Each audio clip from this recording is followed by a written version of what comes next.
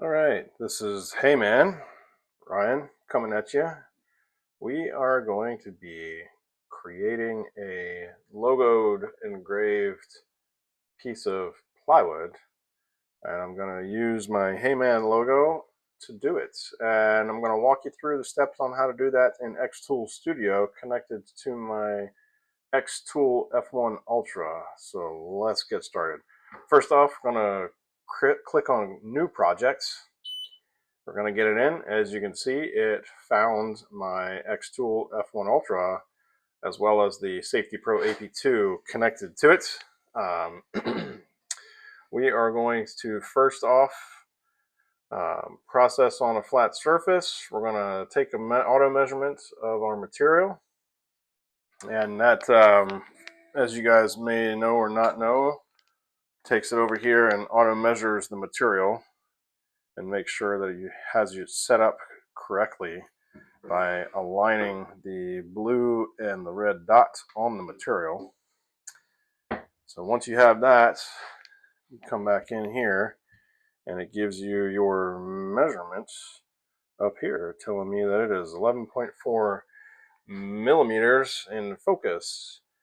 Next thing I'm going to do is click over here to take an image of the background, which presents me with my wood material in the image capture. And as you can see, it's quite large. It takes up the entire engraving plate area. Next thing I'm going to do is process my image. And to do that, I'm going to Imag-r. And we'll go into Imag-r and we will restart here and go through the process again, selecting the newly created one with the white background. Great. We are going to resize it. Going to go to 250 again. Click OK. Take a look at it. Looks pretty good. And I'm going to download. I'm not going to select material this time. It kind of looked pixelated when I brought it into xTool, as you can see. So I'm going to delete this, and then we're going to import again. I'm going to select it. I'm going to click open, scale to fit, and now we're going to have to do some cropping. So we're going to, first off, I'm going to adjust the sharpness a little bit. Go back to that, and then I am coming to crop image here, and I'm going to shrink it down, crop out all this excess white space, so we just have the image itself. I'm going to click save, and as you can see, it did that. So now I'm going to bring it over, drag it down, fill up my space here as best as I can, try to center it in the space. And then now that I have that, I'm going to come down here and click frame. And while it's doing that, it's putting the box around it. And as you can see, it is not filling up the entire space there. So we need to adjust that. And that could be adjusting the plank of wood down so it actually fits centered on the wood.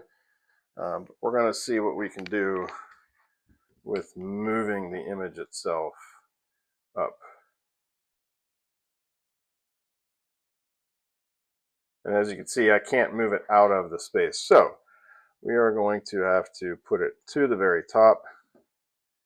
And then I'm going to have to adjust the block of wood down some. So we're going to do that in this manner.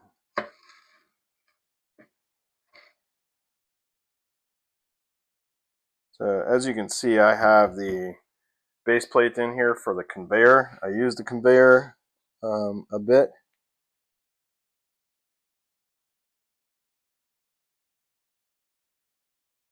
So I'm okay with that right there. Actually, I'm not. So while we're sitting here waiting, I'm going to go ahead and remove the conveyor plates out of the way. It's just 2 screws that come out.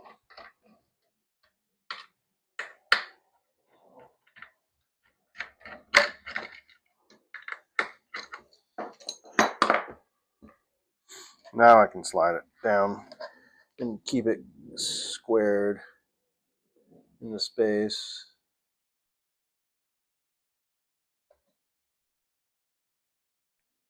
So I need to adjust the image size a little bit. It's off of the wood on the right side.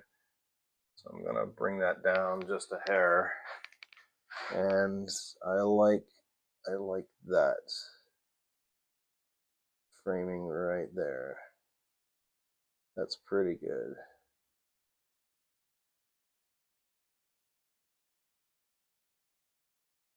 Right. So because I did that, I'm going to remeasure. Turn the framing off. I'm going to remeasure. It was at 11.4. And as it remeasures, it's going to adjust because it was on an angle. So now it's at 8.9. So we got that set. Now we're going to tell it parameters. What type of wood we got. So I don't have a material selected, so we're going to come up here and we're going to select wood. And we are going to select 1/4 inch basswood plywood and click apply. And that is exactly what this material is. So it's selecting using 250 as a dot duration, 70% on the power, and 300 DPI with 1 pass, and then Jarvis. And you can click preview. That's a new feature of the xTool Studio. Gives you an idea of what it's going to look like as it gets on there. It's not going to be a deep engraving, which is fine. If we want it deeper, I can increase the power, or we can do multiple passes. So I'm going to run it first like it is. I'm going to click on the process button here, and then I'm going to click start, which is going to send it over to my pad here. And I'm going to make sure that my hood is all the way down, and I'm going to click start.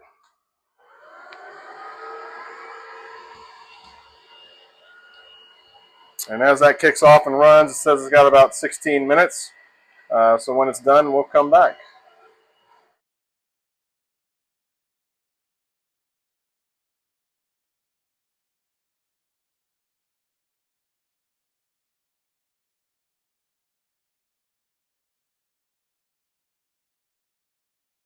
All right, so the machine just stopped. We are gonna take a look at and see what it looks like. And as you can see, it looks pretty good. It's got a little bit of a depth to it, and I'm okay with how that turned out. And see, with this, now I can put a clear coat on it and never have to worry about it dulling out. So that's how we do laser engraving on basswood plywood. Thanks for watching.